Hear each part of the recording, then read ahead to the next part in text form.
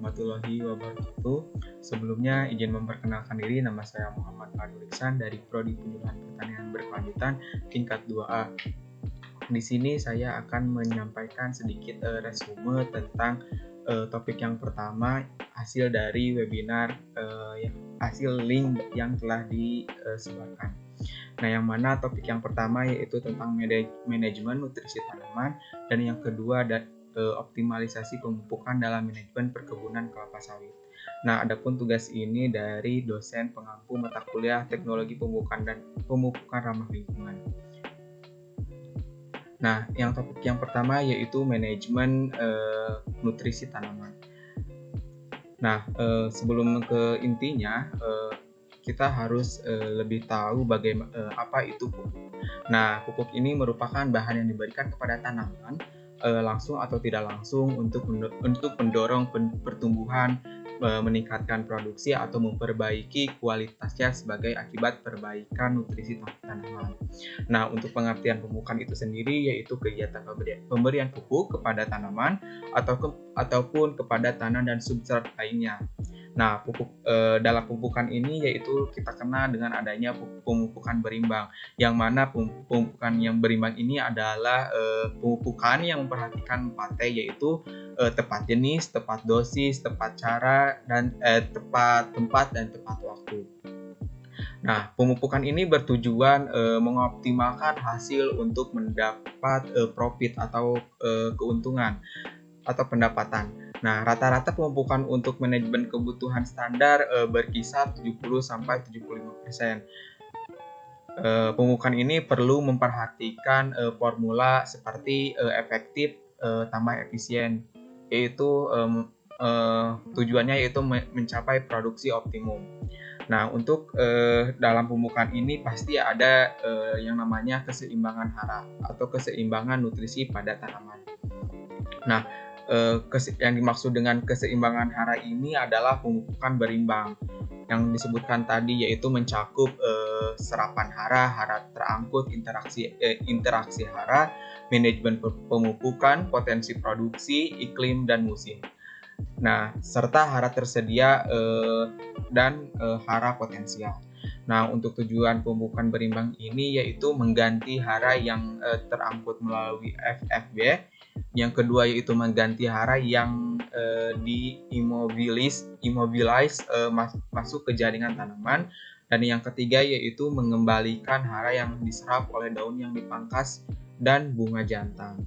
Nah, untuk ketidakseimbangan hara ini dapat menimbulkan dampak negatif, yang mana dampak negatifnya itu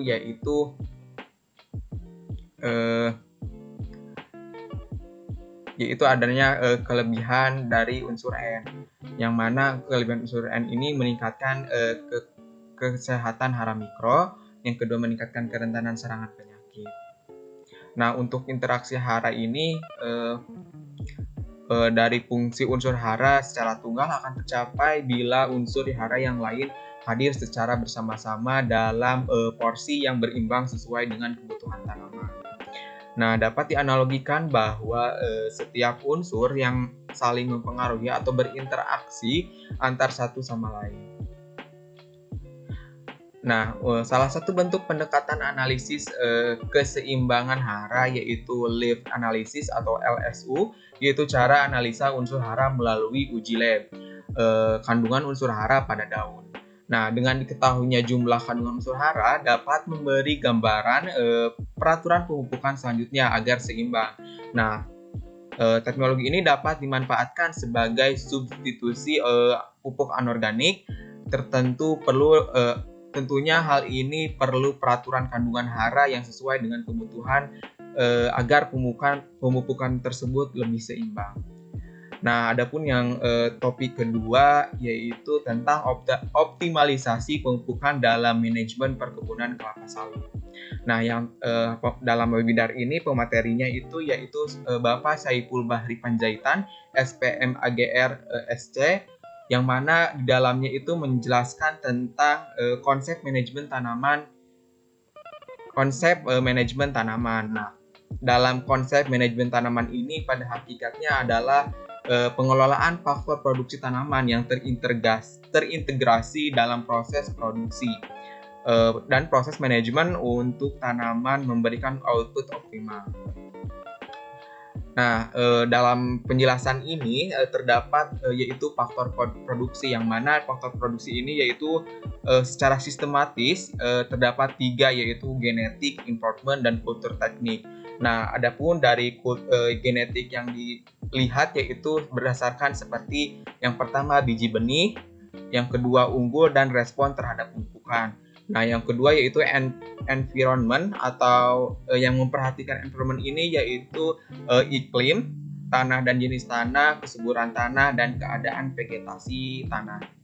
Nah, yang ketiga yaitu ada kultur teknik, yang mana kultur teknik ini terdapat adanya pembibitan, pengolahan lahan, penanaman, pemupukan, dan pengendalian organisme pengganggu tanaman, dan panen dan pengelolaan pasca panen. Nah, dalam penjelasan dalam webinar ini ada beberapa jenis lahan atau tanah marginal kelapa sawit di Indonesia, yang mana jenis ini yaitu yang pertama tanah-tanah LAR atau LAC soil, yang mana LAC soil ini memiliki karakteristik tanah seperti tanah tersier, miskin unsur hara dan bahan organik. Nah, biasanya tanah-tanah ini berada di wilayah berombak sampai bergelombang. Nah, yang kedua yaitu tanah-tanah gambut atau peat soil, yang mana peat soil ini memiliki karakteristik tanah seperti gambut dangkal sampai agak dalam. Cirinya itu tingkat pelapukan atau hemiksaphrik. Nah, tanah gambut ini berada di wilayah datar sampai cekungan. Nah, jenis lahan yang selanjutnya yaitu adanya tanah-tanah sulfat asam atau acid sulfur soil, sulfat soil. Nah, yang selanjutnya yaitu ada tanah-tanah tergenang, ada tanah-tanah bergaram, dan tanah-tanah bertekstur kasar. Nah, dalam pengelolaan lahan dan budidaya tanaman kelapa sawit ini, dari segi pemupukan lahan sampai berproduksi harus disesuaikan dengan karakteristik dan jenis tanahnya. Nah, adapun karakteristik jenis tanah yang lebih terperinci yaitu yang pertama dalam pengolahan tanah LAR atau pada budidaya tanaman kelapa sawit, yaitu yang pertama persiapan lahan tanah tanpa pembakaran, kemudian ada cara persiapan lahan secara manual, itu diprioritaskan kecuali untuk pekerjaan yang berat. Nah, selanjutnya yaitu adanya mutlak pembangunan kacangan penutup tanah. Yang selanjutnya ada pembuatan bangunan konservasi tanah dan lain-lain. Nah, adapun pengelolaan tanah gambut peat soil ini pada budidaya tanaman sawit ini, yang pertama ada persiapan lahan tanpa pembakaran, pembuatan parit yang mengelilingi setiap blok pertanaman, pemadatan gambut dengan alat berat yang sesuai, permukaan air pada kedalaman 50-70 cm, lubang tanah dengan sistem hole in hole, gunakan bahan pembedah tanah atau dolomit, biasanya menggunakan jenis tanah dolomit atau kaftan untuk menetralkan tanah tersebut.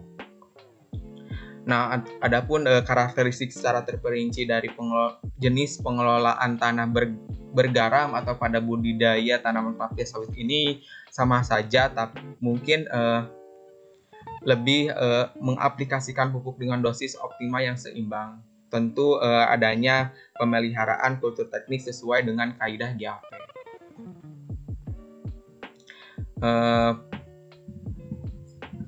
Lanjut, kita dalam webinar ini ada defisiensi dari pemupukan, ada defisiensi N, defisiensi P, fosfor atau nitrogen, fosfor, defisiensi kalium dan defisiensi boron, dan juga defisiensi Fe. Nah, dalam webinar ini terdapat beberapa pertanyaan, yang mana pertanyaannya adalah mana yang lebih baik, penggunaan pupuk tunggal atau pupuk majemuk. Nah, untuk lebih baiknya itu antara pupuk tunggal sama pupuk majemuk, tentunya sama-sama baik antara pupuk tunggal dan pupuk majemuk.